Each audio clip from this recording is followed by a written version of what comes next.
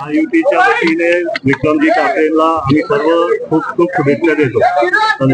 दादा ते जवळचे मित्र आहेत म्हणून तिकीट दिलं गेलं असं आरोप होत आहे, काय खरं आहे? तुम्ही म्हणाला होता निष्ठावान कार्यकर्त्याला संधी बरोबर आहे, पण पक्षातल्या वरिष्ठ नेत्यांनी एकत्रित येऊन हा निर्णय घेतला. त्याच्यात मी सातत्याने बोलत आलोय की मी कार्यकर्ता म्हणून सगळ्याच कार्यकर्त्यांसाठी आणि लोकांसाठी काम करतो. मी जनता दरबार घेतोय. आता पक्षातल्या वरिष्ठांनी जर निर्णय घेतला तो योग्यच असणार.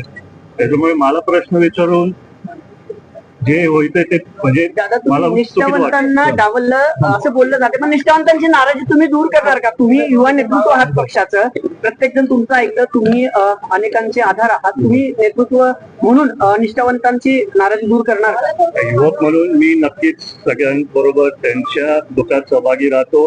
आज मला माहिती आहे थोडे लोक नाराज झाले, पण त्यांना पण आम्ही नक्कीच भेटून त्याच्यातनं भविष्यात कुठे संधी मिळू शकतो तशी आम्ही निवडणूक बिनविरोध व्हावी का? निवडणूक बिनविरोध व्हावी का? आमच्या सगळ्यांचीच आशा आहे.